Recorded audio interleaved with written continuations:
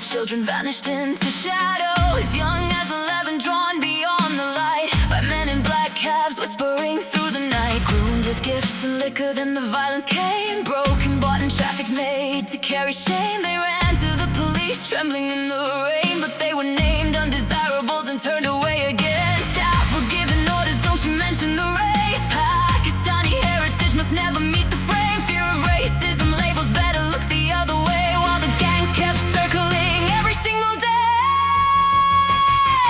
Don't speak, I know just what you're saying about the grooming gangs and the cover-up playing. Don't tell me 'cause it hurts. Don't speak, don't you dare name their name. Political correctness put the kids to shame.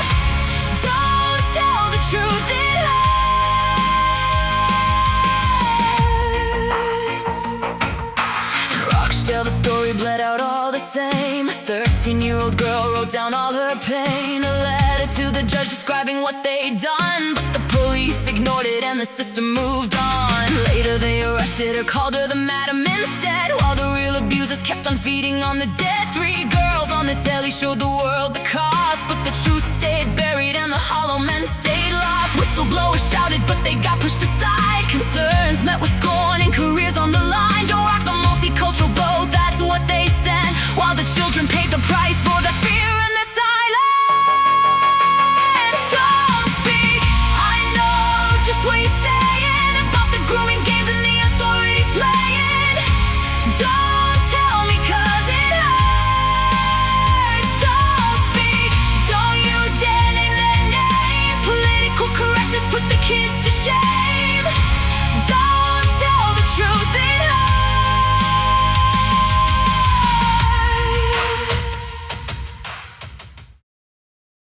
G'day Rockstars, how's it going guys? On today's episode we are going to be checking out what's going on in the UK, and we're also going to be checking out a few minor parties. Some minor parties are actually merging together. Here's Jared Reddick. Hi guys, Jared Rennick, People First Party. I'm really pleased to announce that this week we signed a memorandum of understanding with the Australian Citizens Party to merge.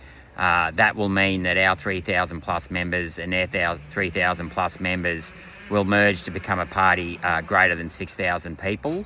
Many of you have been asking for minor parties to merge. I've been trying very hard to get many parties to merge, many minor parties to merge.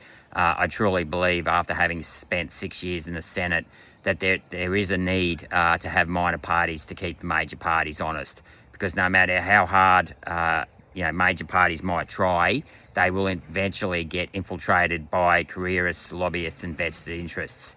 Now, the other important piece of news is that we have applied to the AEC to change our name from People First, or Jared Rennick People First. I did say to you last year I've been trying to get my name taken out of the party name. I was never comfortable with it in the first place. So as a part of this merger, and as a result of a court case whereby People First has, the People First Bank has sued me personally for trademark violation, I've decided to avoid 15 months of court costs and chewing up time there to actually apply to change our name to the Australian People's Party. So that's the other important piece of news as well. Please bear with us in terms of changing the party name. We're not necessarily going to go straight to the Australian People's First Party in terms of branding, because it will take a 3-month process to get that approved by the AEC. There is a month whereby other political parties can object to our new proposed name. I don't think they'll be able to win because we've already got the word people in our name as it is.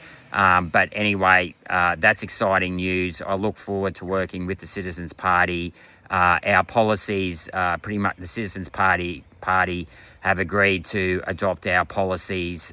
So things like lifting the tax-free threshold to $45,000, paying childcare directly to parents, making superannuation voluntary, lowering immigration, and of course their strengths have always been pushing for a public bank and building infrastructure, getting more infrastructure built here in Australia. And that was where I got to know the people in the Citizens Party. They've always been very strong on making sure we have a strong domestic bank branch here in Australia. I've always believed that we've got to have cash in the economy, and Robbie Barwick and the guys there have been very strong on pushing that issue. So anyway, that's a bit of news. We'll continue to keep pushing. We really do want to become a very good minor party to keep the majors honest, and we'd love you to support us. If you want to sign up today, you can do so at peoplefirstparty.au. We'd love your support, and we'll continue to keep fighting. Have a great weekend. Bye. Okay, the Australian Citizens Party and the People's Party, Jared Rennick, have joined up. That's brilliant, guys, because honestly, there are too many minor parties and it just splits the vote even further.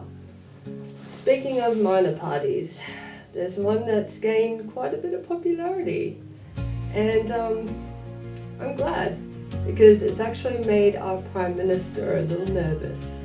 Check this out, One Nation. On a meteoric rise, with a new poll revealing a federal election would be too close to call after increased support for Pauline Hanson following her National Press Club speech.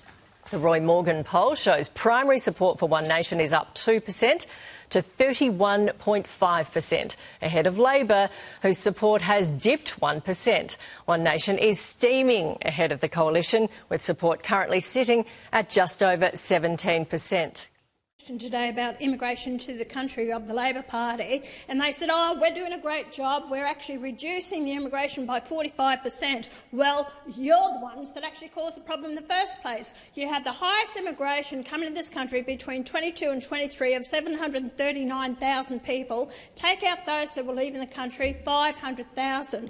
And then you're saying, oh, we're doing the right thing by you, we're dropping it by 45%. Well, isn't it funny? What a spin that is. And it's like the dodgy discount supermarkets, they actually, when they doubled the price and then claim that they've discounted it. So what you've done is you've caused the problems in this country by mass migration. They've allowed the people into Australia. Actually, for the people out there watching this or listening, it would equate to, over the period of time, 1,375 people a day coming into this country, at the high point even 1,800 a day coming into the country, created by Labor mass migration, because they can't control their spending or their GDP. So therefore they're allowing mass migration to come in to boost up the GDP, productivity, and it's caused the problem of less homes for people to be able to move in and shelter. We've got over 130,000 people that are homeless in this country, living in tents, caravans, cars, couch surfing, because of the Labor Party. You caused the problem in this country because you can't control your spending, so you have to bring in more people in the country to prop it up. Okay, Rockstars. One Nation is not perfect, guys, but the alternative is a lot worse. We need a party that puts Australians first and has common sense. We're experimenting with green energy while we're in a cost of living crisis. We're bringing in illegal migrants into this country while Australians are in a housing crisis. Things have to change, Rockstars, otherwise we're going to end up like England. Check this out. The men who preyed on them were predominantly Muslim, generally either from Pakistan or of Pakistani heritage. One of the victims from Dewsbury was told by her rapist, I quote, "We're here to fuck all the white girls and fuck the government." Will the minister accept that, in many cases, these crimes were racially and religiously aggravated? He took his pants down, penetrated me, had sex with me. He then stopped before ejaculation. He picked up the bottle of Jack Daniels, which was now empty, and he forced it up inside me. He broke the glass while he was there. At that point, I was about 12, nearly 13. Another testimony. I was held down by the men as they each took turns to orally and vaginally rape me, taking it in turns to pin down my arms and my legs. When the assault ended, the men hit me repeatedly, threatened to find me, kill me, and harmed my loved ones if I ever told anybody what had happened. Another. Comments were constantly made suggesting that white girls the Christian girls were viewed as having fewer morals or lower values, whereas Muslim girls were described by some of the men as having dignity and higher moral standing. These comparisons were used to justify the way I was treated and to further humiliate and control me. Another, she was a white woman herself, who I imagine may have been groomed, and has obviously now married into the family, shouting obscenities at us. Throughout the whole sentencing, she was constantly saying, "Fucking liars, lying white bitches." She said to me that God will be the witness for what happens to me. Another, race did play a part and motivated the selection or demographic of the victims. Throughout my exploitation, the other girls I encountered, or who were abused alongside me, were almost exclusively white. Another, she had a baby by him, and his dad was an imam. His dad knew, and he got his son married and said that he wasn't allowed to see the child. They look after their own community. Another, over the course of the abuse, I was raped by multiple police officers in different parts of the country. Another, he put a cigarette out on the baby's face. Another, it started when I was 13. I was raped by probably about 600 or 700 different men over 3 years. Another, they would toot the horn of the car and then a child would be taken to the front door by a staff member of the children's home. Another, I was bleeding from both my vagina and my back passage and was so swollen I could not sit down. I told hospital staff my drink had been spiked and I did not know what had happened because I was too afraid to tell the truth. They did not ask any questions. They gave me tablets and discharged me. I was 15 years old. Another, things would escalate around Eid and holidays. Parties got bigger, got worse, got more violent. More people involved, more girls involved. The parties were just bigger. Another, the main clash that I kind of had with the religion side of it was I grew up as a Christian. I would wear my cross because it was something really special to me. It was just used as a way to break me down. They said, "Where is your God now? Has your God forsaken you?" Another, it was all of the white girls in every home that I went to. I remember a man opening the back of a van and I saw 15, 20 girls locked in dog cages. Another, dogs were brought in and I couldn't move at all. I had nowhere to move. I think that was the scariest thing, was not having any concept of it. There were men around me, not horrified, not disgusted, not helping, but filming and laughing, making bets on whether the dog could actually rape me or not. And yes, I was raped by a dog. The man just held my face, stared me down straight in the eyes, and he wanted to see me break, and he did. Another, I just want it to stop and not happen to any other children, and for people to actually act, to do something and stop being so scared. I could continue for hours and hours. All of us in this building have a responsibility to finally act. Not to talk, but to act. Our Rape Gang Inquiry report will be released in the coming days. It will change Britain for good. Thank you. Okay, rock stars. So I don't want 250,000 women and children raped in my country, especially by illegal fucking migrants that shouldn't be here in the first place. I'm sorry if I'm a little pissed off, but that is just appalling, guys. And you know what? Things are getting done. Oh yeah, United Nations just voted in a deportation bill.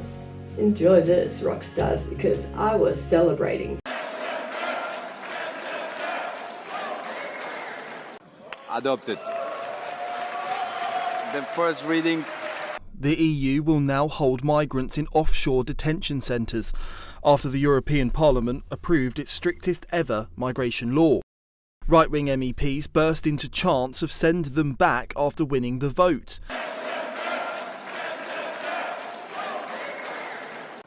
Adopted. The first reading. The deportation hubs will allow the EU to detain migrants with no right to be in the EU for an indefinite period or until they can be returned to their home country. Only unaccompanied minors would be exempt, meaning families with children could be held in the so-called return hubs. MEPs from the centre-right, the right-wing and the hard-right teamed up to push through the bill, which won by 418 votes to 218. As a Conservative bloc begins to emerge in the Parliament on migration issues. On the agenda, the report by Mrs. Brigmont on the EU-Pakistan Agreement modification of concessions on tariff rate quotes. Vote on consent by roll call vote. The vote is open.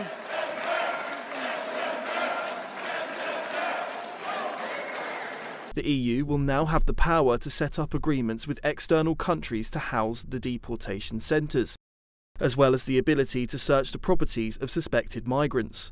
A key provision, in theory, allows the bloc to deport migrants while their appeals are ongoing, ending the current system where deportations are automatically halted while an appeal goes through. However, courts will retain the ability to do this on individual cases. Migrants can now be detained before deportation for up to 2 years, up from the current 6 months, and for an unlimited time period for those considered a security risk. Entry bans will be toughened, up from 5 to 10 years for those entering the EU illegally, with the possibility of a lifetime ban for those considered a security risk. Socialists and left-wing parties could be heard shouting "Shame on you" as MEPs celebrated their win.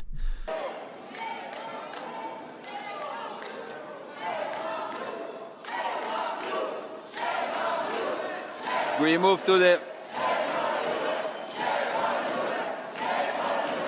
It's adopted. Okay, Rockstars. And Keir Starmer has officially resigned. And I'm so happy, guys. Have a look at my kitten. Been about putting the country I love first. That is why I will resign as leader of the Labour Party. I have spoken to His Majesty the King this morning to inform him of my decision. Okay, Rockstars. We deserve a government that's been elected by the people, that works for the people. Elections are important, guys. So, that is a wrap. And I really do hope that all of you guys take care of each other. Alright? Don't be divided, stay united. That's how we win, guys. Take care.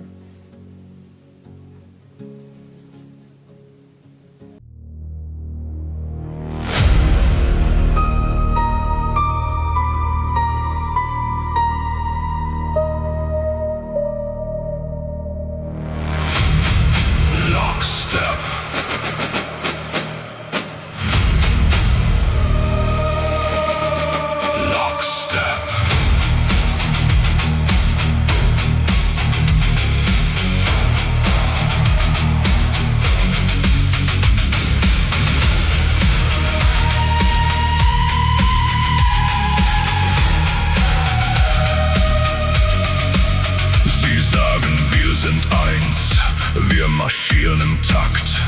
Western governments all singing the same act. Albo in Canberra, Biden in DC, locking down the people, setting the narrative free. From Melbourne streets to Berlin walls, one message only, hear the siren call. Sie sagen, es ist für die Sicherheit, but the boots keep marching every night and day. Lockstep, 1, 2, 3, 4, governments marching. Lockstep once more. Lockstep, 1, 2, 3, 4, open the borders, shut every door. Lockstep, censorship rising, fact checkers on patrol. Delete the wrong, think, dig the deeper hole. Disinformation, they scream in your face, while the cities burn and the borders erase. Victoria lockdowns never let them end. 2 weeks to flatten, now it's forever, my friend. Police in the street with their visors down low, just following orders. Where did the courage go? Lockstep, 1, 2, 3, 4. Government's marching, lockstep once more. Lockstep, 1, 2, 3, 4. Open the borders, shut every door. Lockstep, lockstep.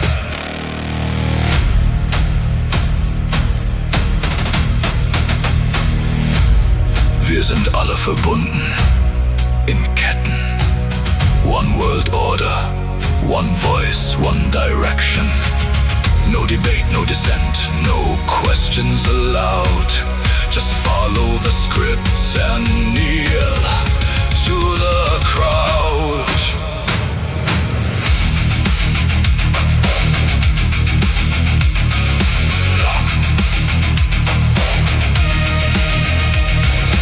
Lockstep, following orders. Lockstep, censorship borders. Lockstep, Western betrayal.